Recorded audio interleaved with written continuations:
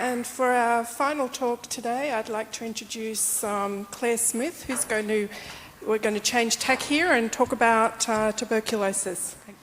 Thanks, Viv. So for any cancer biologists that are going to hang on for this session, I think don't fear, all right? All you have to do is think about the pathogen as being like an invading tumour. It wants to hang out, it wants to hide out from the immune system. There's this kind of epic battle of two genomes going on. And in the case of host and pathogen, we can actually use, this has been going on for so long, this evolutionary battle, we can use this information about the genetic interactions to understand susceptibility to a disease such as TB and try and do something about it. So TB, or tuberculosis, is caused by infection with Mycobacterium tuberculosis. And you might be thinking, well, hang on, haven't we already kind of figured this out? This is a really old disease. But actually, it's still one of the world's biggest infectious killers. And we estimate that 1 in 3 people worldwide are actually latently infected with TB, and you don't know you have it. So there's a huge variety of disease spectrum in TB. You're exposed, bacterium will land in your lung. There are a small number of people that are innately susceptible, and they'll succumb to disease. But the majority of us, we can actually control infection. We have what I like to think of as an equilibrium with our pathogen. But at some point, that equilibrium can actually break down and reactivation can occur.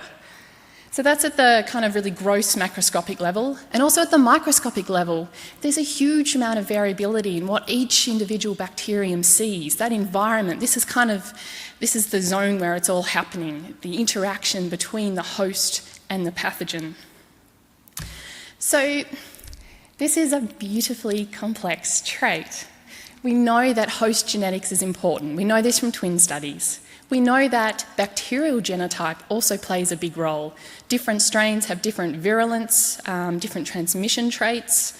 And then thrown into the mix is this environmental interaction. HIV, TB, co-infection is a huge deal in TB.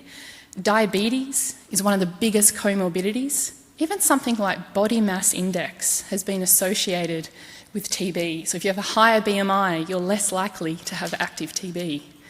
And don't forget, over half the world is actually BCG vaccinated. So it's a bit of a conundrum, right? What are we going to do? How are we going to even study this? So generally in TB, if you're going to use mice, we use mice that have immunological knockouts, single gene, big effects. And yes, we can learn a lot about interferon gamma, about the cytokine environment, but generally we infect these mice with one strain of bacteria, and then we can look at a whole host of phenotypes. We obviously can't look at a lot of those phenotypes in people, so this is a huge advantage of the mouse model. But how much is this actually explaining? How much of the effect? So what I wanted to do was to take advantage of natural variation. Okay, I still love the single gene knockouts, they're great tools. So I acquired 10 different immunological knockout strains. I used 20 odd lines of BXDs, so they're the black 6 with DBA, recombinant inbred panel. And of course we've heard a lot this week about the collaborative cross. So I used all 8 parental lines and also 60 odd lines of recombinant inbred CCs. We can infect them with TB, we can look at a whole horde of outcomes. We can try and find new genes that are driving disease, find correlates of protection, and the field is really crying out for new models that actually model what we see in natural variation in people. So what do they look like? How diverse are they?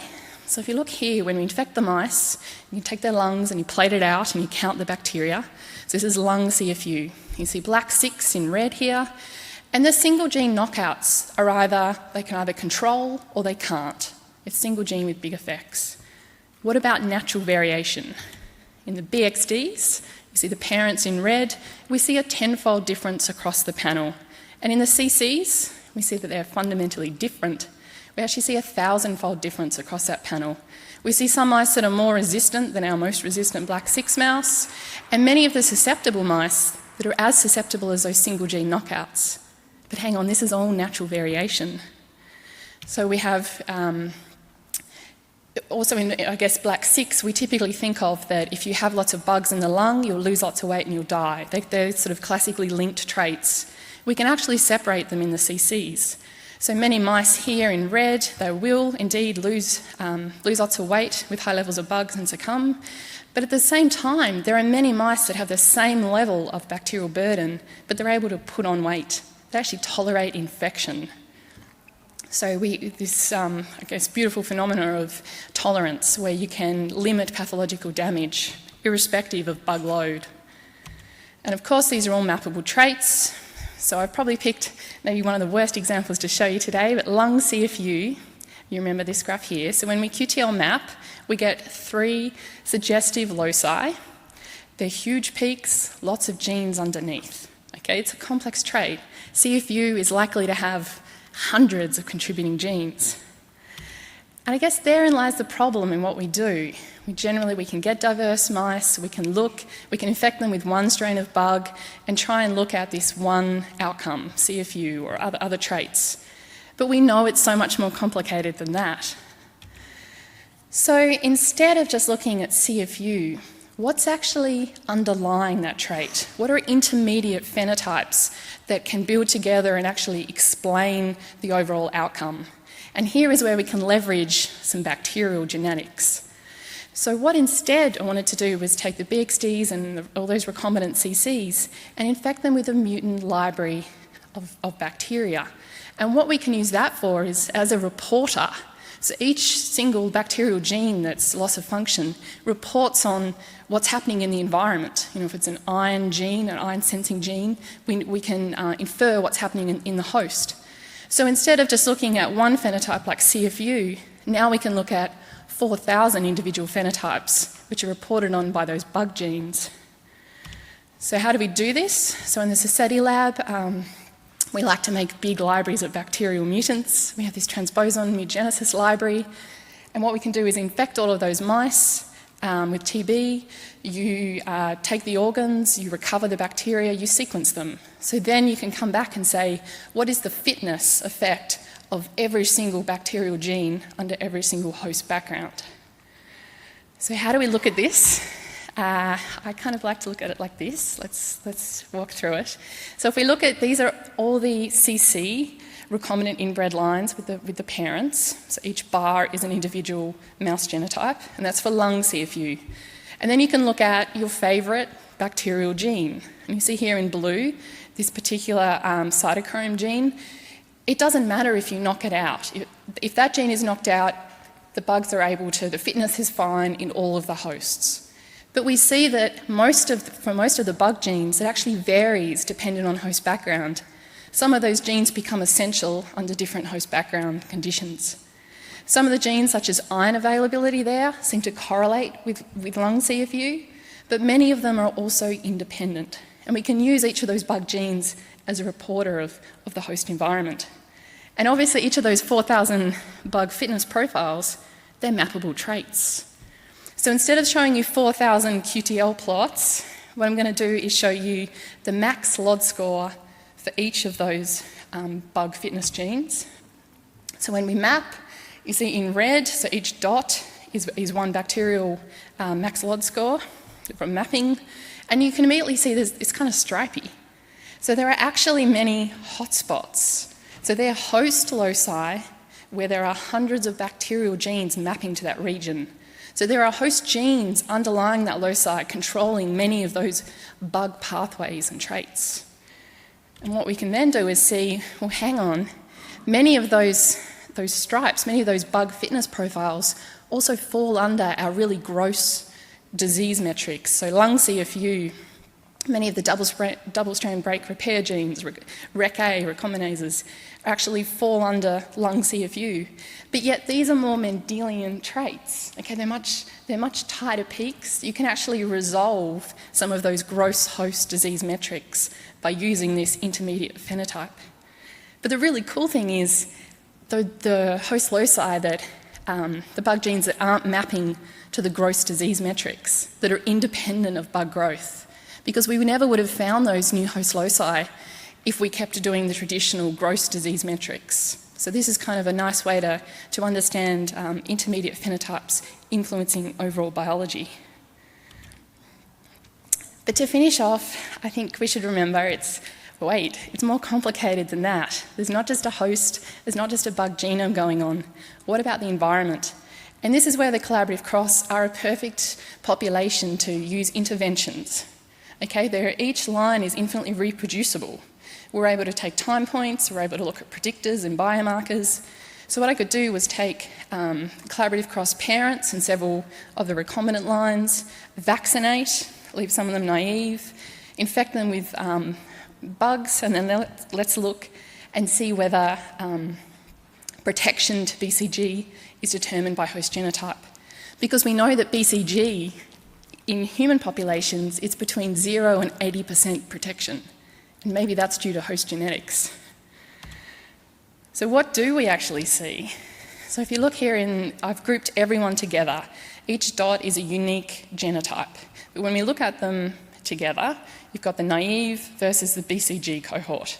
And at 4 weeks, you do see some protection from BCG. But this effect actually wears off by 14 weeks. And this is actually what we see in human populations as well. We see some protection early, which is why we keep using BCG, but then the effect is gone. Okay, so this could be a model population to try and look at new vaccines. But what about when we look underneath, this outbred model population? What about the individual genotypes? And we see that protection is genotype specific. So some such as B6, which is our traditional mode, that's the mouse wheel used to screen new vaccines, we had the 2-log protection. But I guess why would we keep using black 6 when we can already augment their immunity? What about these strains such as PWK and CAST that aren't protected? Why wouldn't we use those guys to actually go after as new models to understand what is protection, what is the type of immunity that we want to augment? And finally, NZO, you might notice there, is actually exacerbated, a little bit scaringly. So the guys that are BCG vaccinated, their TB is worse. But this actually saves them from their diabetes later. So then you've actually got a really cool TB, BCG, and diabetes interaction happening. And these are the models we can use to understand these interactions. So I hope today I've kind of shown you that genetic diversity matters, and we can use it, we can leverage it to understand not only traditional susceptibility, but TB or pathogen and host interactions. And then we can do something about it. We can intervene and understand, using this as a model population to try and model what we see in that other outbred population, humans. So to finish, I just want to thank wonderful Sassetti Lab. Chris Sassetti is a great mentor. It was a hardcore bacterial genetics lab, so he's been very accepting of a random mouse geneticist walking in there. And also to wonderful UNC collaborators. I've got Marty, Fernando, and the lovely Darla. So thank you.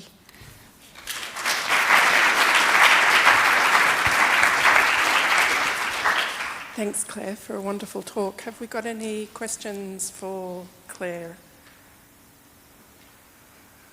I've scared all the cancer people away. So what about HIV? What sort of combination, or how many people have both TB and HIV?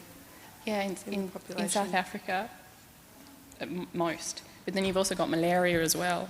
You've got malaria, HIV, TB, the kind of 3 big killers. So HIV, do you want to introduce another genome into this? There's already microbiome as well, right? So where does it stop? Yeah. Okay, all right, thanks, Claire. Just a question about your figure earlier where you had the individual peaks. The scale on the bottom was not chromosome. Was that just under a peak? Yeah, so I didn't convert it to chromosome. It was probe. It was markers along the chromosome. But so that is the whole genome? Yes. Okay. Yes, but good point. Hi, great talk. Actually, to follow up Dr. Howell's question, are there particular clades of HIV that predispose? Of HIV? Yeah. Probably. I'm not a HIV researcher, but I could make something up, or I could talk about TB clades, which I didn't include, but we can look at diverse clinical isolates. So I've actually barcoded 20 different TB clinical isolates and put them through the CC population. And yes, of course, it's genotype dependent. So we can also track clinical isolates through those mice. Okay, thanks, Claire. And can you please join me in thanking all the speakers, which were all